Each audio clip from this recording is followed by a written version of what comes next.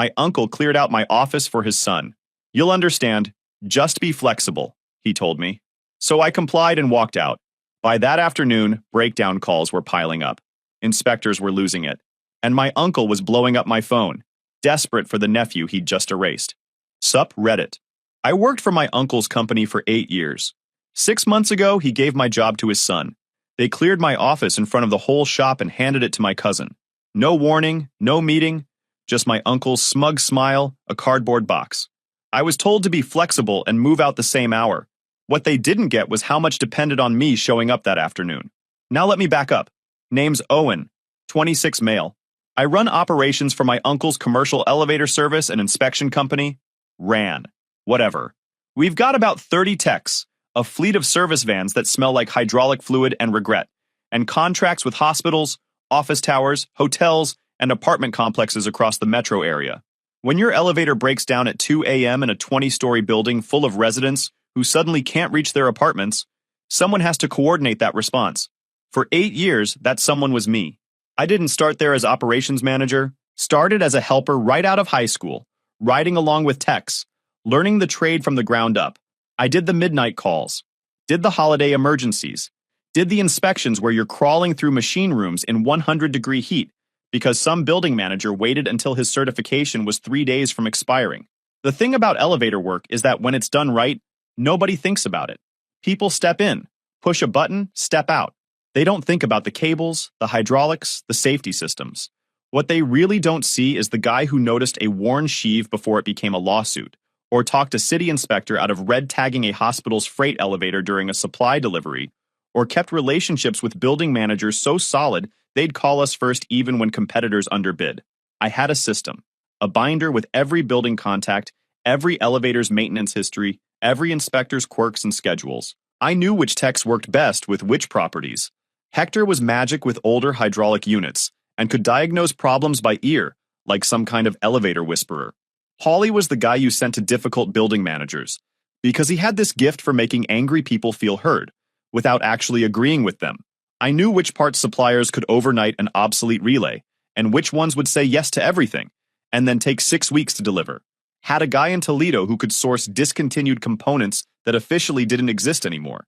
Had a contact at a hydraulic shop who'd rebuild a cylinder on 24-hour turnaround if I asked nicely. I knew the inspection calendar for every unit we serviced down to the week. Knew which city inspectors were by the book, and which ones would work with you if you showed respect. Knew that Inspector Harold wanted his paperwork in a specific order and would fail you for a crooked staple, while Inspector Price would give you a break if you were honest about what needed fixing. City compliance is everything in this business. One missed inspection and you're dealing with violations, angry property owners, and insurance people who don't laugh at excuses. An elevator that fails certification can't run until it passes. For a residential high-rise or a hospital, that's not an inconvenience. That's chaos. That's the thing about this business nobody talks about. It's not just turning wrenches. It's relationships. And that stuff doesn't transfer in a handoff meeting. It takes years to build and seconds to destroy. That morning started normal. I was reviewing the week's dispatch schedule, drinking my second cup of gas station coffee, when Gina from the front office walked in without knocking. Gina handled admin and whatever HR stuff a company our size needed, which mostly meant making sure people got paid and keeping my uncle's calendar organized. She was also my uncle's fiercely loyal assistant, who'd worked for him for 15 years and would take his side in any dispute without hesitation. She set a banker's box down on my desk like she was serving me court papers. Behind her stood my cousin Wesley. Wes. Fresh polo shirt. Clean hands that had never touched a hydraulic seal. Looking around my office like he was already mentally rearranging the furniture. We're going to need this office today. Wesley's going to be handling operations going forward. I waited for a punchline. None came. Wes stepped closer with that smirk I'd known since we were kids. The golden child energy. The one who got a car at 16 while I was riding the bus to my shifts. The one who'd gone to business school on his dad's dime while I was pulling doubles to help my mom keep her house after my dad died. The one who'd spent maybe 8 months total at the company over the years, mostly learning the business, which meant showing up late and leaving early. I asked who approved this. Gina said my uncle signed off that morning. No meeting, no transition plan, no nothing. The shop guys had stopped moving. I could feel eyes on the doorway. Word travels fast when you've only got 30 people. By now, everyone within earshot knew something was going down. even if they didn't know what. I saw Hector freeze mid-step near the parts counter, coffee cup halfway to his mouth. Holly walked past the doorway twice in 30 seconds. Wes reached for the nameplate on my desk, the one I'd earned. He actually said out loud, "I'll get someone to update this." I picked it up myself and placed it in the box. Gina started removing items from my shelves without asking.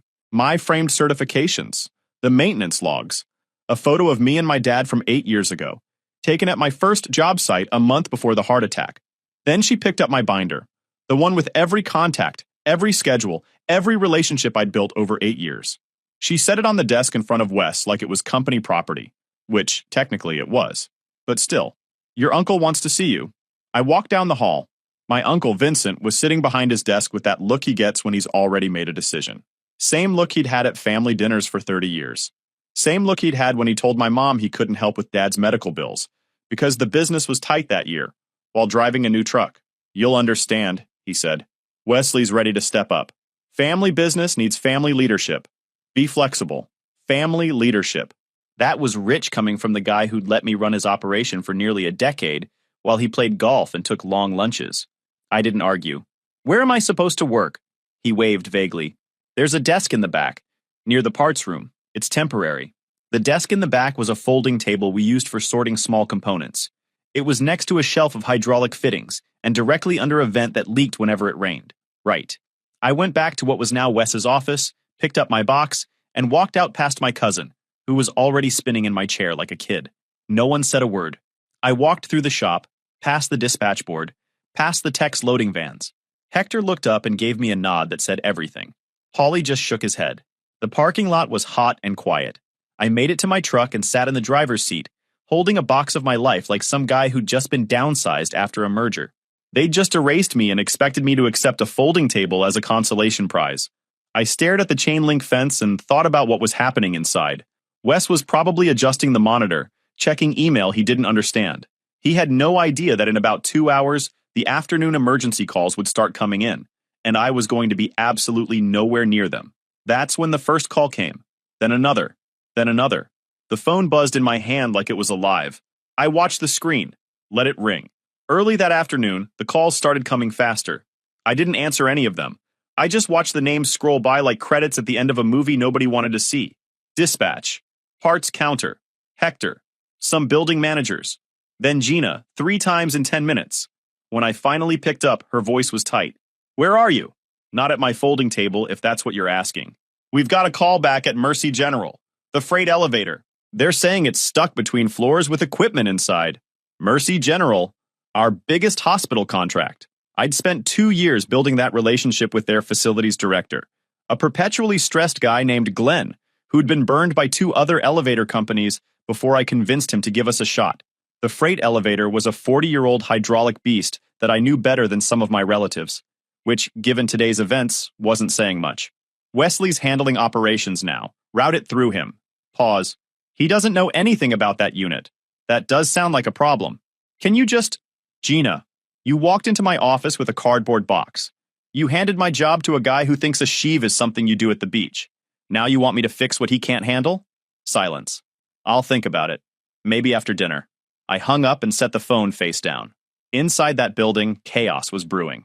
Outside, I was watching a hawk circle the parking lot across the street, wondering if it was hunting or just enjoying the view. I drove home. The phone kept buzzing. I kept not answering. It was almost relaxing. The silence inside my house felt different from the noise I'd left behind. Cleaner. My dog Ruger, a 5-year-old German shepherd, looked at me like he knew something was wrong. Dogs always know. I made a sandwich, sat on my back porch, thought about the look on Wes's face when Gina had handed him my binder. For 8 years, everything had moved because I moved it. The dispatches, the emergency responses, the parts orders, the inspection schedules. I was the engine nobody saw until it stopped running. Now they could see what the silence sounded like. Late afternoon, I finally checked voicemail. I was curious. First message, Glenn from Mercy General, sounding like someone had lit his desk on fire. "Your guy showed up, but he's completely lost. The delivery crew's been stuck for an hour. I need you to call me back. Now." Second message, Hector. "Man, I don't know what happened, but Wes just sent 2 texts to the wrong address. We've got callbacks stacking up. This is bad." Third message, a property manager at Riverside Towers. This is the third time I've called. We have an inspection scheduled for tomorrow, and nobody can confirm. If you people miss this window, we're rebidding the contract. Fourth message, Wes, trying to sound calm and failing. Hey, so the dispatch system isn't really making sense to me. Can you call me back?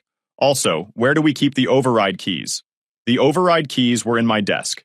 In a drawer Wes probably hadn't opened yet because it required knowing the drawer existed. Fifth message, Uncle Vinny. Clipped. Irritated. Call me! My gut was telling me to rush back, fix everything, prove them wrong. But that's what they expected.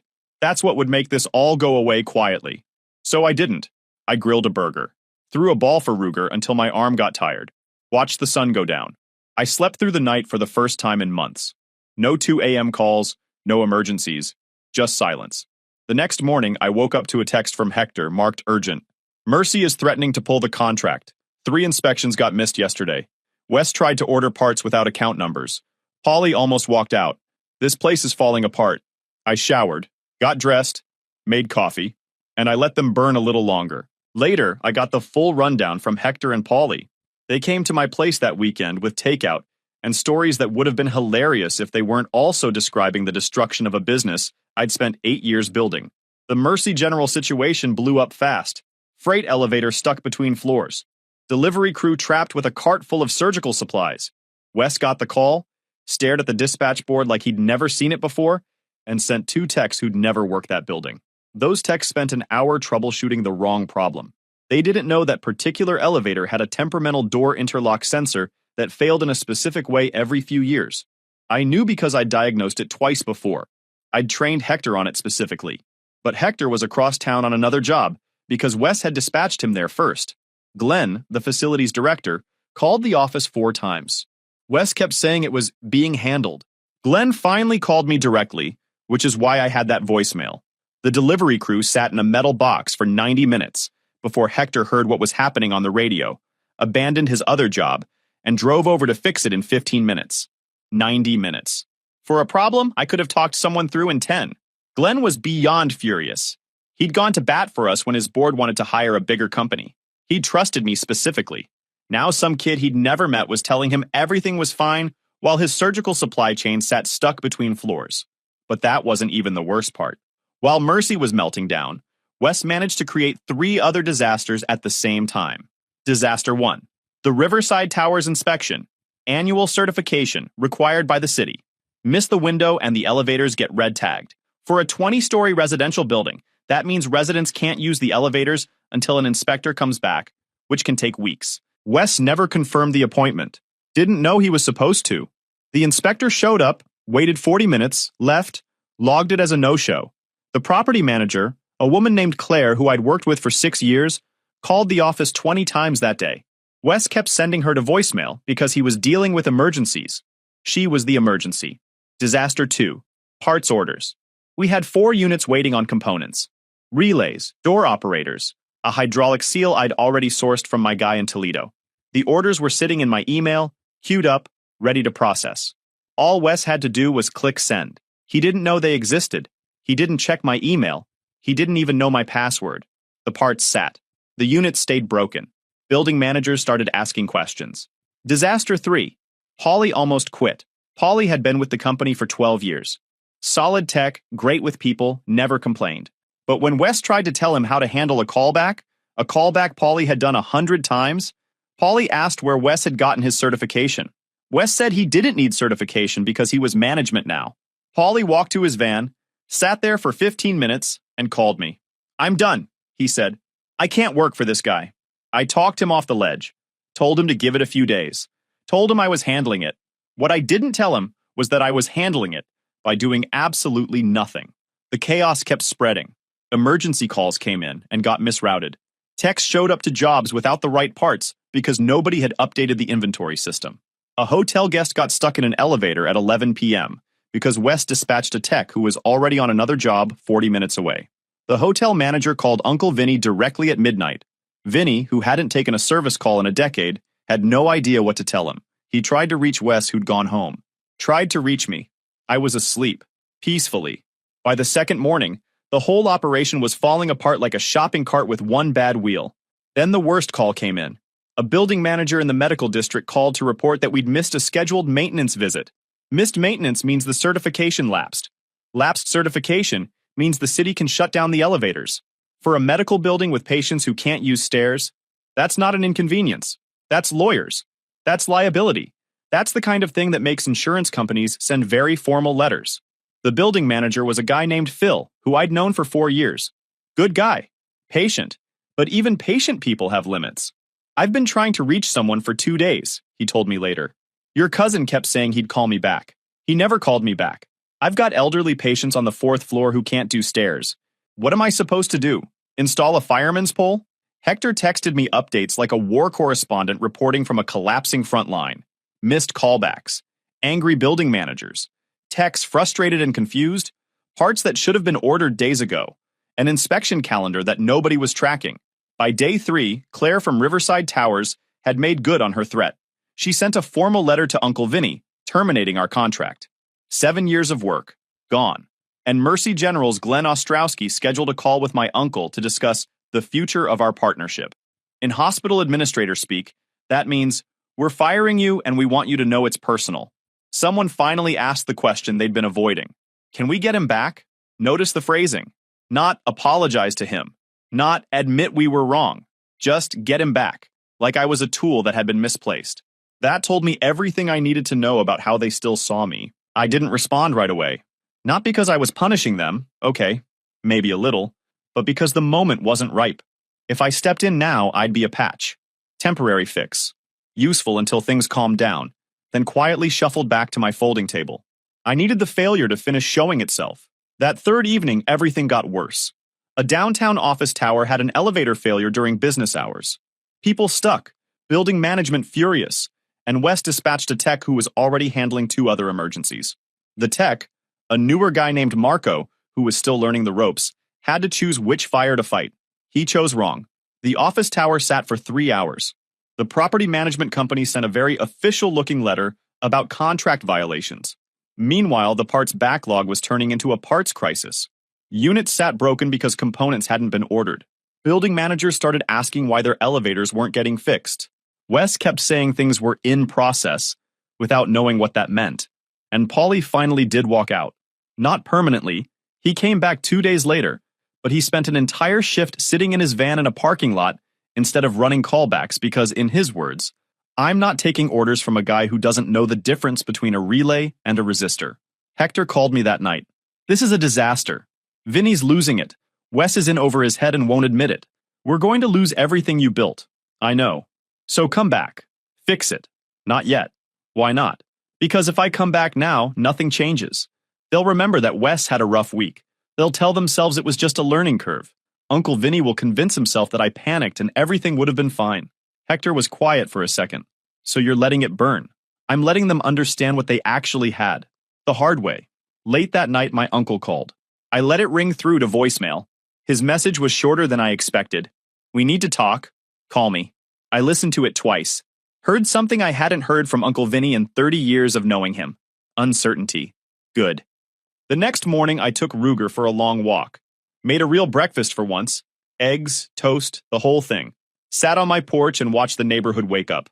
A guy 3 houses down was loading his truck for work. Kids waiting for the school bus at the corner. Lady across the street watering her flowers like nothing in the world was wrong. Meanwhile, my phone had 55 unread messages, and my uncle's business was bleeding money because he wanted to play king. I thought about all the times I dropped everything when the phone rang. All the holidays cut short, dinners interrupted, sleep sacrificed. 8 years of being the guy who made sure everything worked. 8 years of we need you, and can you handle this? And you're the only one who knows. And my reward? A cardboard box and a smug, you'll understand. No, I understood plenty now. I understood that being reliable means nothing to people who've never had to be reliable themselves. I understood that family is a word people use when they want something from you. That afternoon, I called Uncle Vinny back. He picked up immediately. Thanks for calling. What do you need? Long pause. We're having some issues with the transition. Issues. I let that word hang there. He switched gears. Started talking about family, legacy, how Wesley just needed time to learn, how I could help mentor him, be a resource, support his development. I listened without interrupting. Let him talk himself in circles. When he finally ran out of excuses, I asked one question.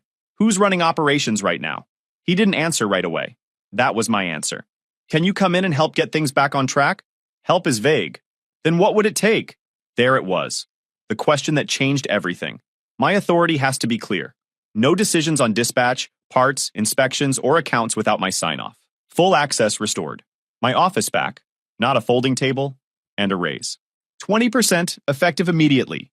Plus an on-call stipend and a per-call rate for emergency response, because I've been taking 2 a.m. calls for 8 years without extra pay. He started to interrupt. I'm not done. Everything in writing. Title, reporting structure, authority boundaries, and Wes reports to me, not alongside me. That's a lot too. The Mercy contract alone is worth about 80 grand a year. You're about to lose it. Riverside is already gone. That's another 25. You've got 3 buildings threatening to walk, a parts crisis that's going to cost you in overtime and penalties, and Polly, your best customer-facing tech, almost quit because your son doesn't know what a relay is. Silence. You cleared my office in front of the entire shop. You gave my job to Wesley without a conversation. You humiliated me. Now you want me to fix what I didn't break? This is family business. No, this is business. You made it clear what family means to you when you handed me that box. More silence. 20% is steep. So is losing 6 figures in contracts because you wanted to play Dynasty. He said he needed to think about it. Take your time. I hear Riverside already started reaching out to competitors. Continental Elevator. They've been wanting that account for years. I hung up. 3 hours later, Gina texted me. Your uncle wants you here tomorrow morning. He says he'll meet your terms. I didn't respond. Let them wait a little longer. I walked into the shop the next morning like I'd never left. Same truck, same parking spot, same nod to Hector, who was loading his van and grinned when he saw me like Christmas had come early. The place felt different, tense. Techs moving carefully, avoiding eye contact with the office. The dispatch board looked like a crime scene. Sticky notes everywhere, callbacks circled in red and black. The organized system I'd maintained for years turned into chaos. Polly caught me in the hallway. He didn't say anything, just grabbed my shoulder, nodded once, and walked away. I went straight to my old office. Wes was still there. On the phone, laptop open, papers scattered everywhere, my binder open in front of him with tabs and highlights like he'd been trying to crack some ancient code. He looked like he hadn't slept in 3 days.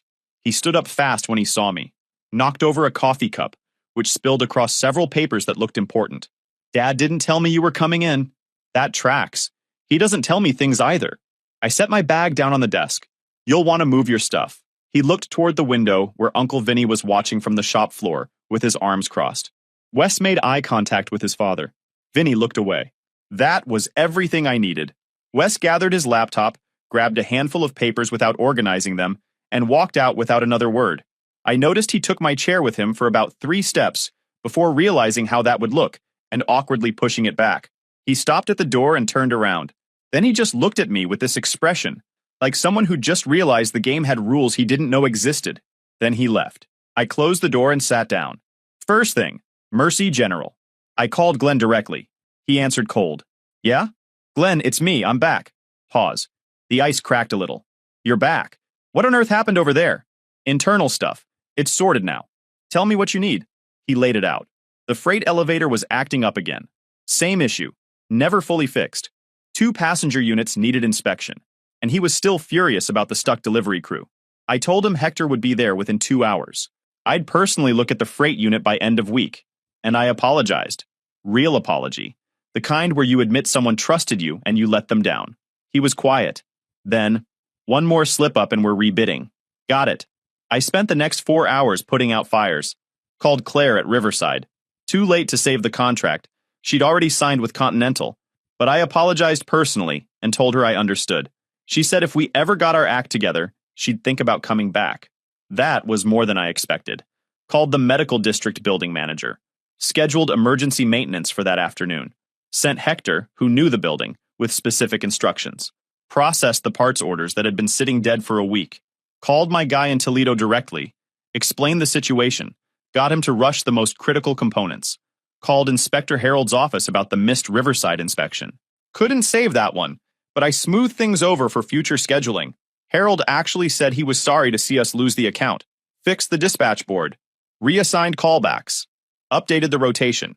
By noon, the chaos was starting to look like something resembling order. Uncle Vinny showed up in my doorway around 11. He stood there like he wasn't sure if he was allowed to sit. Things look better already. They should. I've been doing this for 8 years. He pulled out an envelope. Here's what we talked about. I opened it. Read through. 20% raise effective immediately. On-call stipend plus a per-call rate for after-hours emergencies. Title formalized as Operations Director with clear authority over dispatch, inspections, parts, and account management. Reporting directly to him. Wes reassigned to Field Operations Support, which was corporate speak for riding along with techs and learning from the ground up. Wes isn't going to like field work. Wesley will do what needs to be done for the business. First time I'd ever heard him not automatically take Wes's side. Interesting. One more thing. I hadn't planned to say this, but it came out.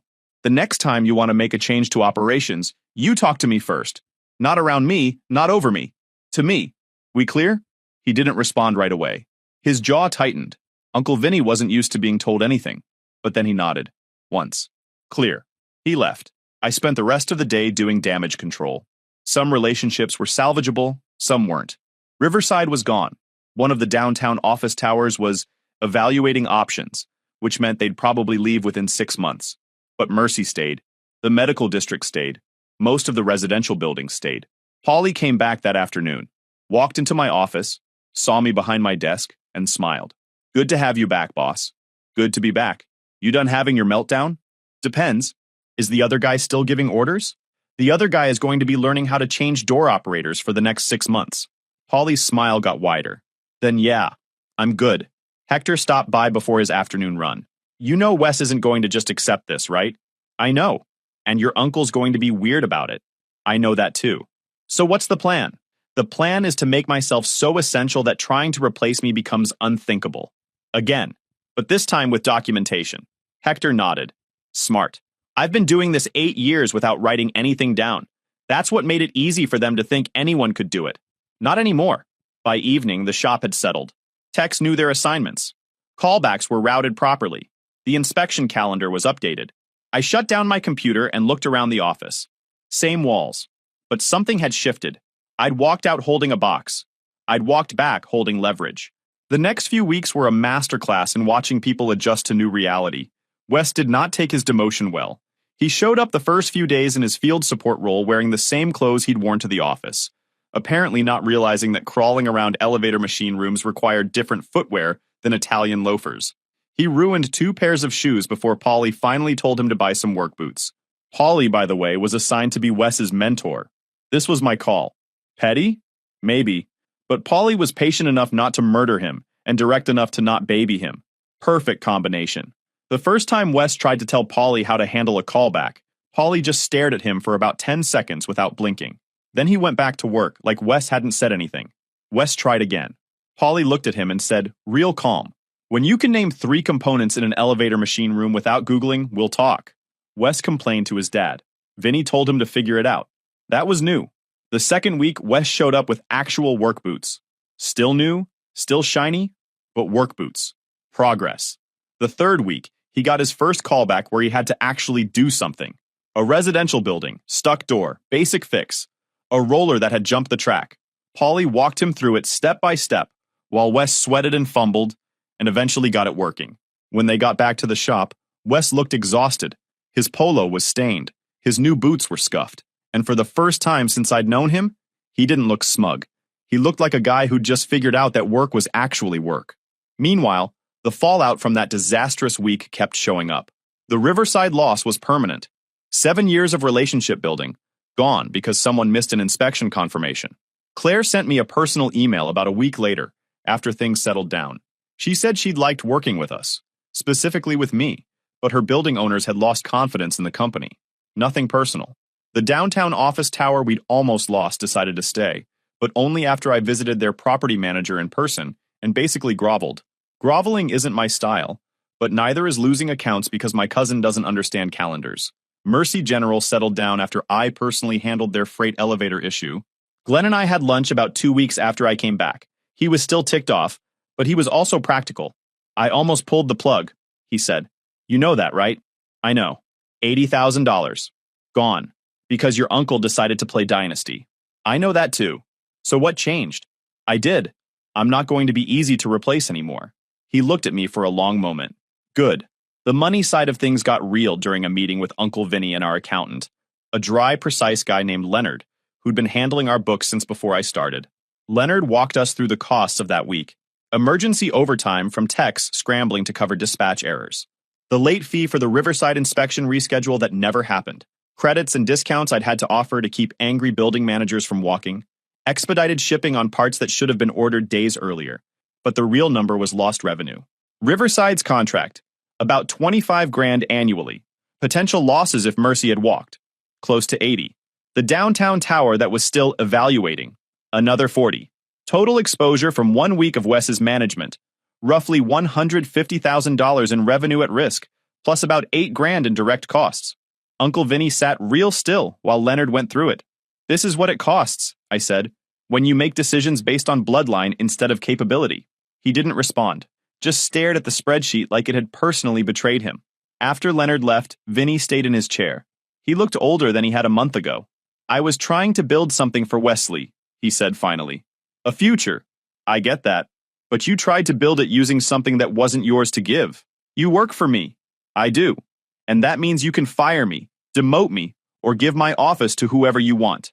But you can't give my skills, my relationships, or my judgment to someone who hasn't earned them. Wes doesn't know these buildings. These building managers don't know Wes.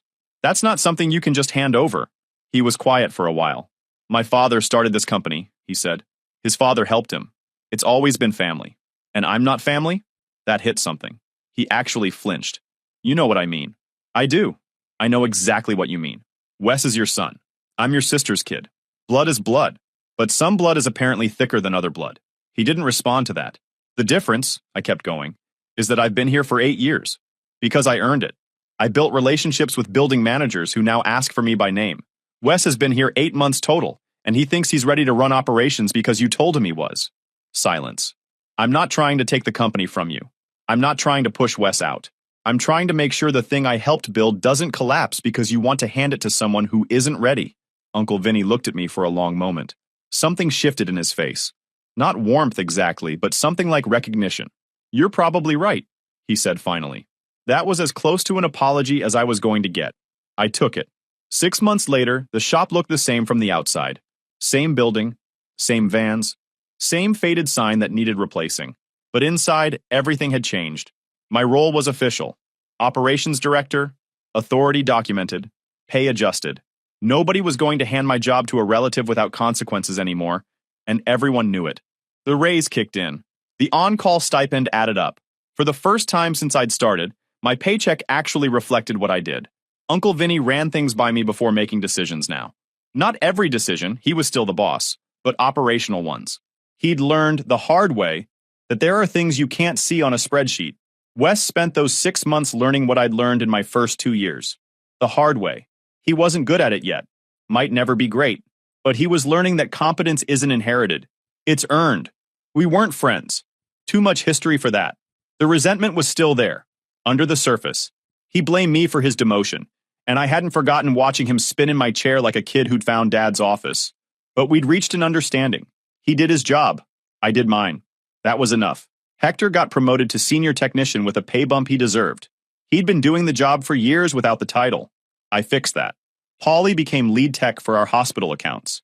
He had the temperament for high-stakes situations. Glenn at Mercy actually asked for him specifically for certain jobs. I documented everything, as insurance for myself. The goal wasn't to make myself replaceable. The goal was to make replacing me so expensive and complicated that no one would try without serious thought. And if they did try again, at least I'd have records proving what I'd built. If you enjoyed this video, please hit that subscribe button. It really helps the channel and help us bring you more and better stories. Thanks.